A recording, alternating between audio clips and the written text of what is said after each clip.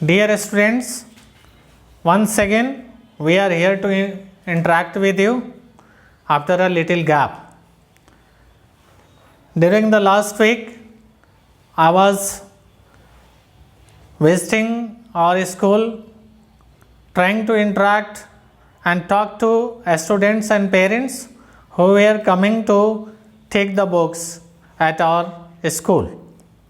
Once again, I will reiterate that all the books for every classes are available at our school office. You may take and you must take those books so that you may continue with your systematic study. Today I am here to talk to you on a topic from history, that is chapter 1, and namely this is the chapter's name is Introduction of History. Introduction of History. Today we have to start with that what is history. You might be making questions in your mind that what a history is. So today I will say you that history is a systematic study of past events that is based on the facts and remains that is available. So history is a written record of past events. So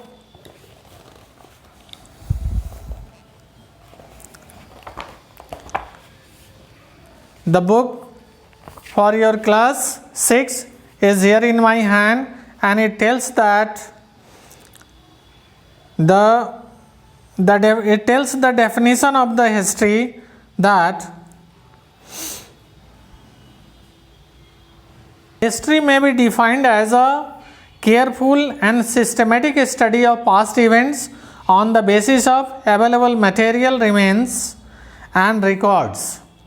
A person who carries out such studies and records the findings is called a historian. Yes, the book says that history is the systematic study of past events, and that record is based on the remains.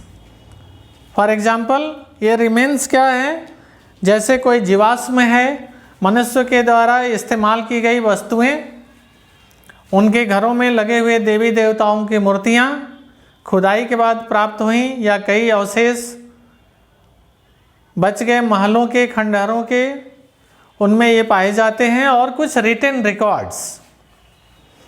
You know that after 720 AD we have written records of different events. Prior to that we were living in prehistory. So later we will know that history is divided in different periods. I am reading out few things for you. The historian arranges past events in order of time, that is events that happened first followed by events that happened later. This order is called chronology. Yes, ये घटनाएं, इन घटनाओं का अध्ययन करने के उपरांत हमारे इतिहासकारों ने इनका एक क्रॉनिकल ऑर्डर में इन घटनाओं का ब्यौरा दर्ज किया है. मतलब जो घटनाएं पहले हुई उनको पहले दर्ज किया गया है पहले के काल में, जो बाद में होती गई उनको उसी हिसाब से वन आफ्टर द अनदर. अगर हम नंबर से अगर इसकी तुलना करें तो हम जैसे बोलते हैं असेंडिंग ऑर्डर. असेंडिंग ऑर्डर में क्या होता है, किसी संख्या का वैल्यू बढ़ता जाता है. Similarly the events which happened earlier was recorded first and then later on and it followed, and still it is following the same fashion, in the same fashion. In history you will find dates with BC and AD. Yes, BC is an abbreviation of before Christ. BC is an abbreviation of before Christ. Christ is the God of Christians. Christ को, Jesus Christ को, as you know, Christians लोग अपना परमात्मा का अवतार मानते हैं. Before Christ, AD is an abbreviation of Anno Domini. Latin शब्द है Anno Domini, which means in the year of the Lord. Since it is more natural to say in the year of the Lord 180, AD is usually written before the number. For example, we write AD 180, which means 180 years after the birth of Christ. Okay. BC is before the birth of Christ and AD is after the birth of Christ. Means, suppose we take the time as 0 when Jesus Christ got his life, means when he was born, let us take it as 0, and thereafter in going ahead in time we write AD, and before that, before his birth, we write BC, because time was also there before the birth of Christ. It is not that this world was not there before the birth of Christ. That's why when we try to indicate or talk about something before the birth of Christ, we indicate those time with BC 1 to whatsoever we want to write.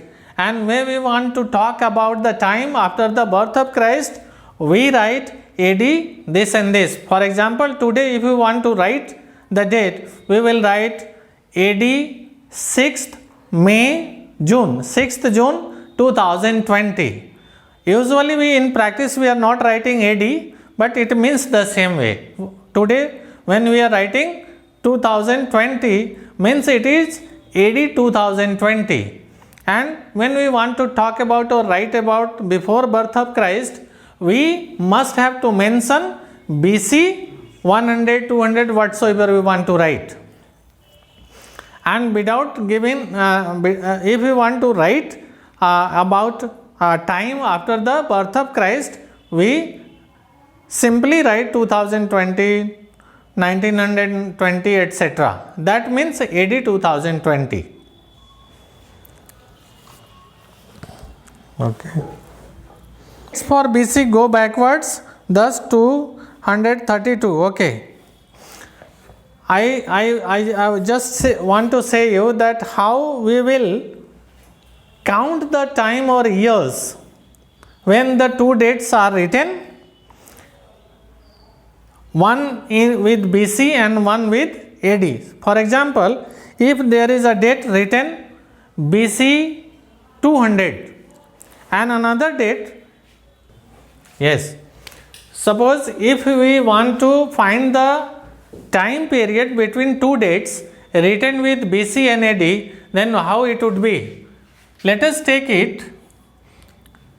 this point as the year of birth of Christ, Jesus Christ. Then we are going ahead and that is AD. And before the birth of Christ, it is BC.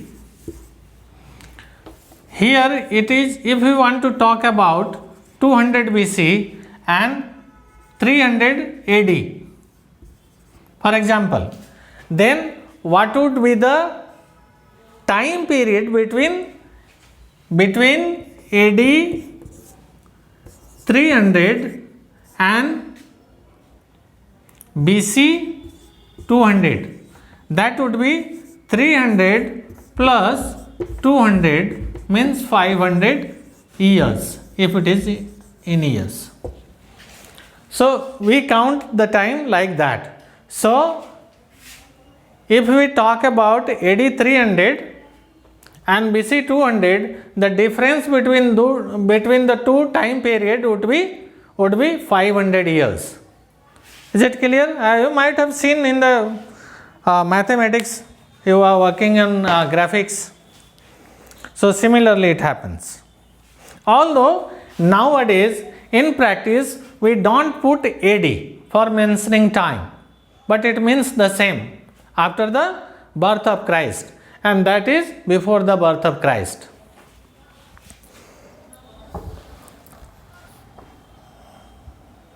Opinions of a study. The history of man has been divided chronologically into three periods: ancient, medieval, and modern. Prior to that, you might have listened about these terms: ancient history, medieval, and modern history.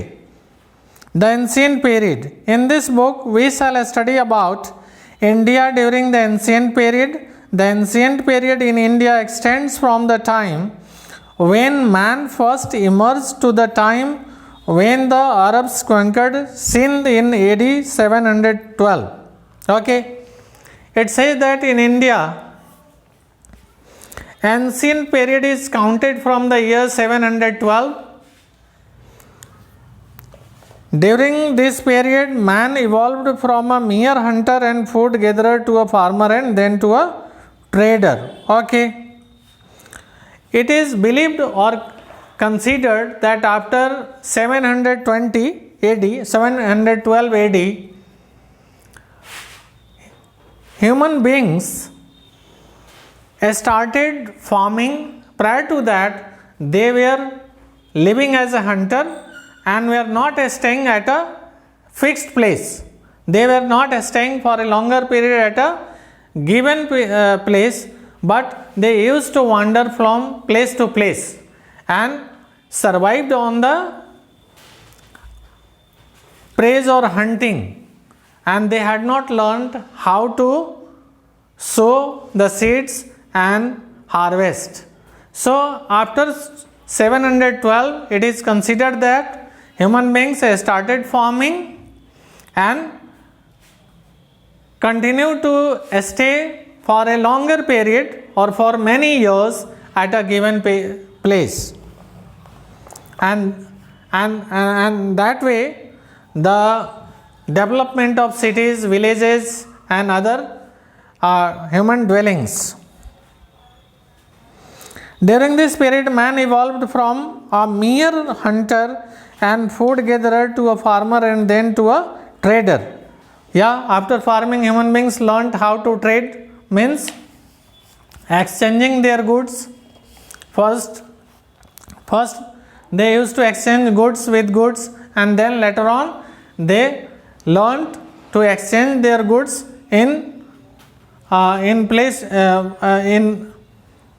by taking monies, or the use of coins, etc. took place in that period. The ancient period means history को हम अध्ययन की सुविधा के लिए 3 भागों में usually बांट करके हम अध्ययन करते हैं, और वो है that is ancient history, medieval and modern age. आप सबको मैं एक बार फिर से बताना चाहता हूँ कि AD 712 के बाद हमारे इतिहासकारों को मानव सभ्यता के बहुत सारे अवशेष और कुछ रिटन रिकॉर्ड्स मौजूद मिले। उसके आधार पे उन्होंने 712 के बाद में एंशिएंट पीरियड की को माना है। 712 एंड ऑनवर्ड को उन्होंने एंशिएंट पीरियड की शुरुआत माना है। इस वक्त से 712 या उसके बाद के कुछ वर्षों में मनुष्य जाति ने शिकार के अलावा खेती करना, नगर का बसना, गांव का बसना और बसाना, ये सब सीख चुके थे, और इन चीज़ों का कुछ सबूत और कुछ रिटन रिकॉर्ड्स हमारे इतिहासकारों को मिलता है। तो इस तरीके से हम कह सकते हैं एंशिएंट हिस्ट्री की शुरुआत AD 712 से होती है।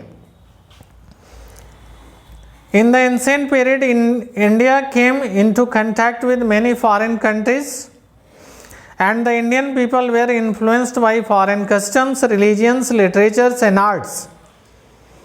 मतलब एंशिएंट पीरियड से ही भारतीय भूभाग का संपर्क दुनिया के अन्य देशों से हो चुका था और हम एक दूसरे के इतिहास, उनकी कला संस्कृति और सभ्यता, उनके रहन सहन, उनके खान पान और पहनावे से परिचित होने लगे थे।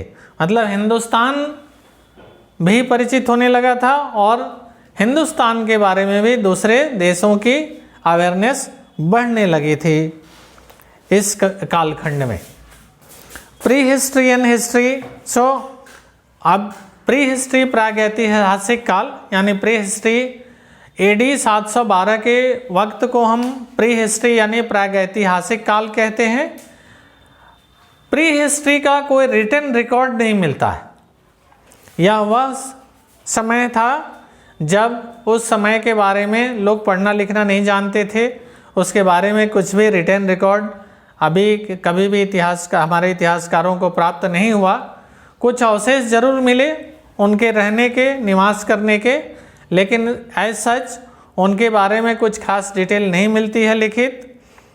इस वजह से हम एडी 712 के पहले के समय को प्री हिस्ट्री में रखते हैं। At the beginning of the ancient period, man did not lead a settled life, but wandered from place to place. He did not know how to read and write, and hence has not left behind any written records of the time. The period of man's existence for which we have no written records is called prehistory. Yes, those periods for which we have no written records, that is taken as prehistory period. Historians draw conclusions about this period by studying such durable remains as bones, tools, weapons and cave shelters. इतिहासकारों को इस समय का कुछ अध्ययन कुछ प्राप्त अवशेषों से मिलता है, जैसे ड्यूरेबल रिमेन्स, ऐसे कोई धातु का बना हुआ कोई सामान जो उस वक्त के लोग इस्तेमाल करते थे, कुछ हड्डियाँ जिससे समय की गणना की जा सके, कुछ अन्य टूल्स, कुछ वेपन्स, हथियार जो जिसका इस्तेमाल मनुष्य करता था, और कुछ केव शेल्टर्स यानी गुफाओं में उनके रहने के स्थान के कुछ अवशेष मिले, उन्हें हम प्री हिस्ट्री टाइम बोलते हैं। Sometimes by observing tribal people who have retained primitive lifestyles, historians confirm their conclusions about prehistoric man. That period of time for which we have written records is known as history. The written records provide details such as dates of events, names of people and places and so on. हाँ, जब से हमें घटनाओं, स्थानों या व्यक्तियों के बारे में लिखित सूचनाएं मिलने लगी, उस वक्त से हम इतिहास का अध्ययन करने लगे और वो चीज़ें रिकॉर्ड की गई हैं। Aware of past events. While describing events of the ancient period, the historian has to identify the locations where they took place. This often becomes difficult because things like the course of a river, the name of a place, territorial boundaries etc. change with time. You can see some of the rivers of northwestern India in the given map. Several of these rivers have changed their ancient courses and have got new names. The river Saraswati has dried up. Only a part of this river now exists as the river Ghagar. Okay. Yeah, it tells that what was found geographically in those periods, it is not the guarantee that is existing in the same way. Means if the rivers are there, they might have changed and have changed their course of flow in terms of time. In thousands of years, those rivers have made the new streams, their streams in new places, and they are still flowing. Some of them have dried up. For example, river Saraswati. It is well mentioned in our history that these were the main rivers of our plains, that is Ganga, Jamuna, Saraswati, still that is getting repeated in our mantras of daily rituals. But physically Saraswati has dried up or has gone up inside the earth, and on the upper crust or ground level we are unable to see it. So a lot of changes has taken place since it was recorded in the ancient period.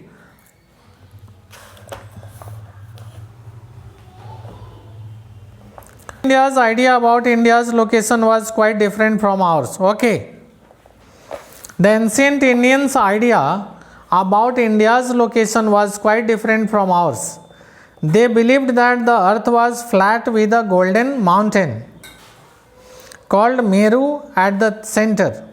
Meru was surrounded by a vast ocean which had several island continents including Jambu Deep.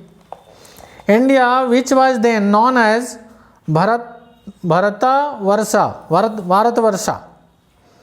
Bharatvarsh आज भी हम बोलते हैं, was supposedly situated in Jambu Deep. It was named after a king named Bharata and the tribe consisting of his descendants, also known as Bharata. To this day, India is known as Bharatvarsha or Bharat. Okay. According to our previous information and records, it was considered by all the Indians, भारतीयों के द्वारा यह समझा जाता था कि हिंदुस्तान इस पृथ्वी के जो फ्लैट है, समतल है, और जहाँ पे एक गोल्डन माउंटेन है, वह समुद्र से घिरी हुई एक भूभाग पे बसा हुआ है, जिसे हमारे भारतीय उसे जम्बू द्वीप कहते थे। कालांतर में जम्बू द्वीप का नाम भारतवर्ष पड़ा, क्योंकि यहाँ पे एक यशस्वी राजा भरत हुए और उनके अनुयायी जो वनवासी थे वो भी कालांतर में भरत कहलाए, और इस वजह से इस देश का नाम भारतवर्ष पड़ा और आज भी यह नाम प्रचलित है।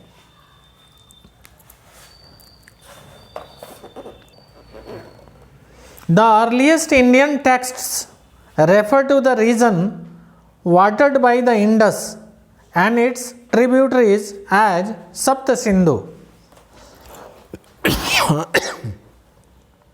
The earliest Indians text यानी जो भारतवर्ष में उपलब्ध हमारे पौराणिक किताबें हैं, वह इस बात को रेखांकित करता है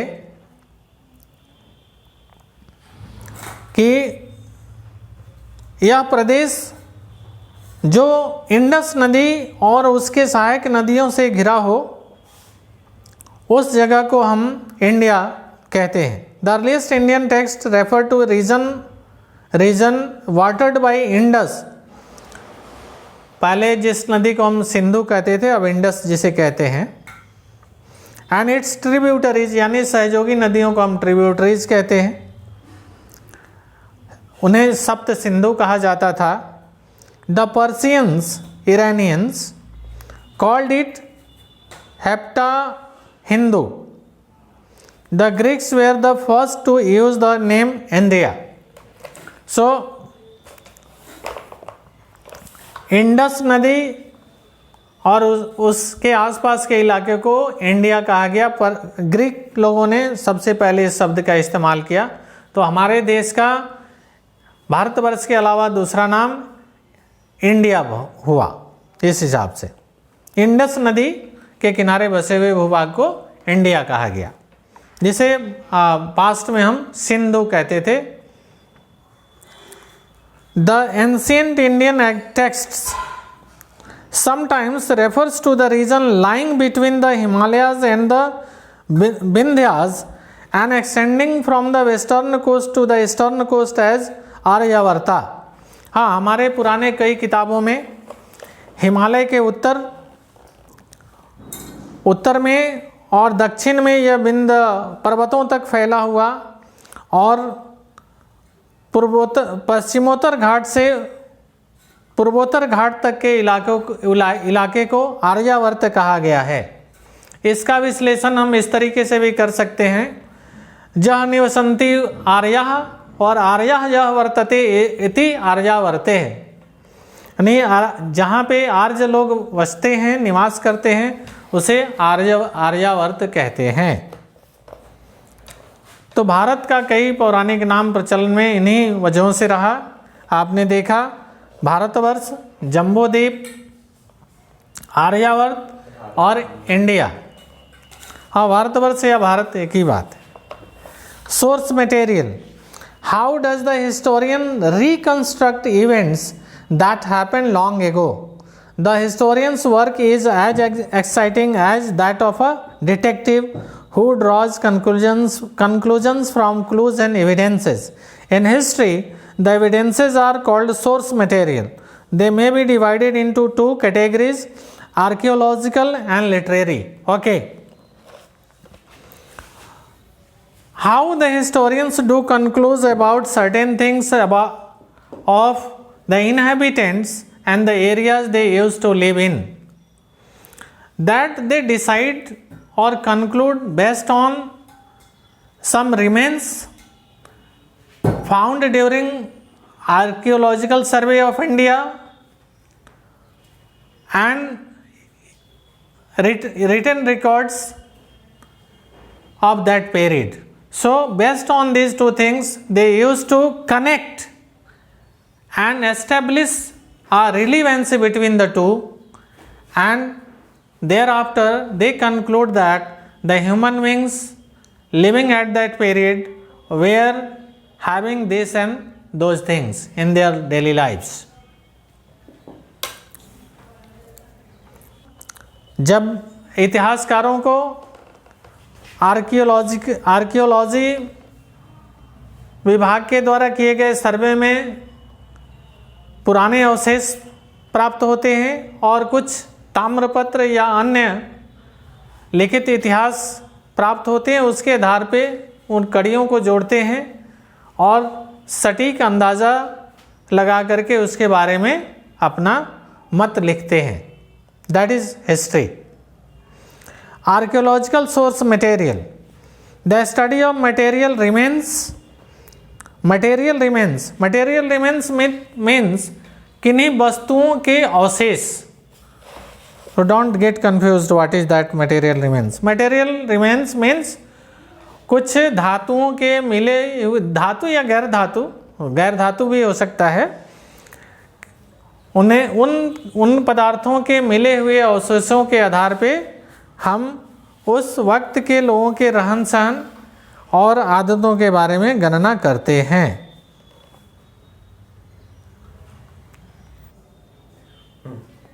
The study of material remains of past human existence is called archaeology.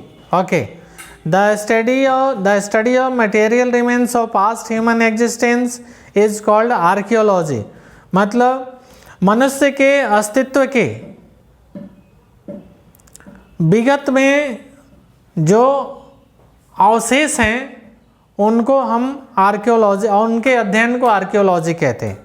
These remains include tools, weapons, articles of daily use, coins, buildings, writings on objects, etc. These are called archaeological source material. A person who studies such remains is called an archaeologist. Material remains often lie buried in the ground and archaeologists have to excavate them or dig them out. Okay. Material source वही होते हैं जो उस समय के लोगों के द्वारा उन वस्तुओं का इस्तेमाल किया जाता है जो हमारे आर्कियोलॉजिस्ट के खुदाई में प्राप्त होती हैं। इसके अध्ययन को हम आर्कियोलॉजी कहते हैं। उसके जो लोग अध्ययन करते हैं, उस पर काम करते हैं, उनको हम आर्कियोलॉजिस्ट कहते हैं। Thank you for the day.